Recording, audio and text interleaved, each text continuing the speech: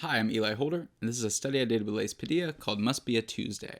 Over the past couple hundred years, public health has benefited from a number of surprising discoveries. For example, we've learned that even though it was considered ungentlemanly, physicians should generally wash their hands before treating patients. We've learned that arsenic, mercury, radium, thorium, and cocaine are generally not safe ingredients for consumer products. And we've also learned that cigarettes are not a particularly great way to treat gestational weight gain, or really to treat anything at all. Despite all this progress, we somehow still use these conventional bar charts to describe population health outcomes. The problem with these charts is that they're, maybe, deadly, at least indirectly. Our study and others suggest that charts like these can encourage harmful stereotypes and misbeliefs about the people being visualized.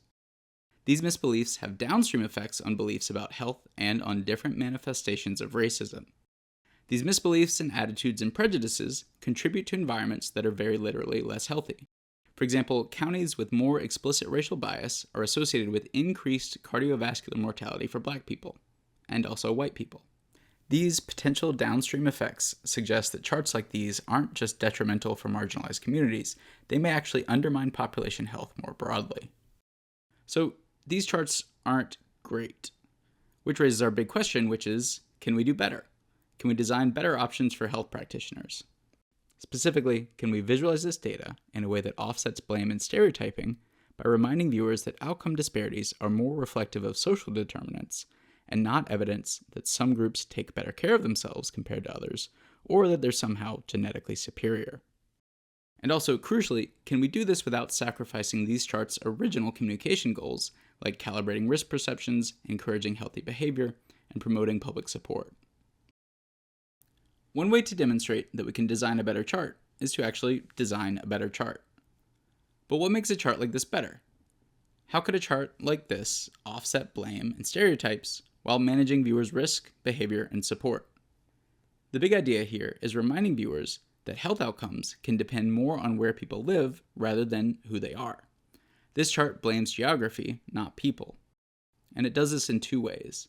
First, the title says very directly, health outcomes vary widely by geography. It also calls out states with the two worst group outcomes to tie bad outcomes to places rather than people. Both of these are based on the theory that big, complex social determinants of health are cognitively difficult. That is, we're biased towards personal blame not because it's true, but just because it's easier.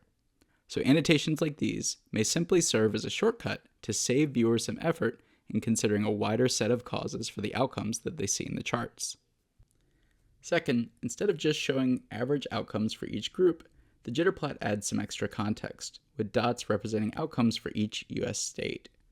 This makes it clear that outcomes vary widely within groups and overlap heavily between groups. This should address upstream biases like group homogeneity. We showed in a previous study that this in itself should be sufficient for reducing misattributions and stereotyping. And so our main hunch was that the geo-emphasis chart on the left would be better than these conventional bar charts based on these two criteria sets. And so we tested a few different versions of these charts, varying heart disease versus liver disease, and whether the charts show racial groups or abstract letter groups. We also recruited even numbers of Black and white participants for each cell to counterbalance whether participants saw themselves as the most at-risk groups on the chart, or somewhere in the middle. And we asked every survey question twice, once before participants saw the charts, and once after, so that we could measure both within and between subject effects.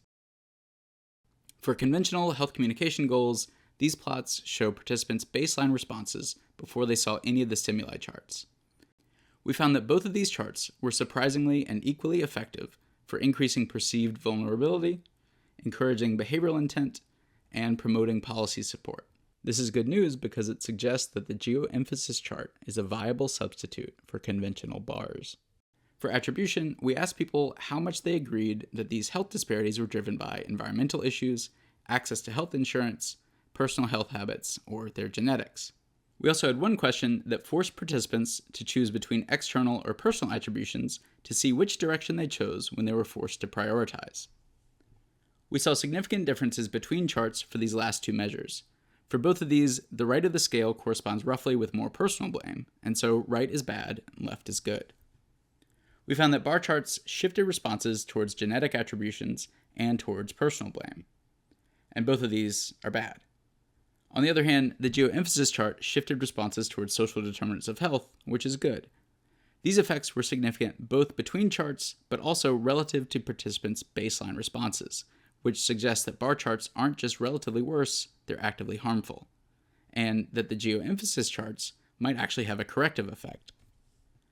Taken together, it seems like these conventional charts may actively undermine public health.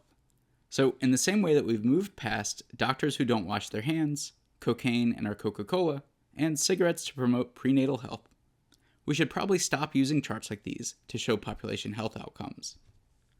Fortunately, our results suggest that we can do better.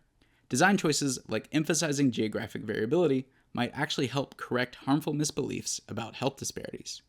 And even better, supporting health equity doesn't mean sacrificing communication goals like risk, support, or behavior. This means public health agencies can feel relatively confident in adopting charts like these in their public-facing data viz. And so we can reasonably say, equitable visualizations support healthier populations.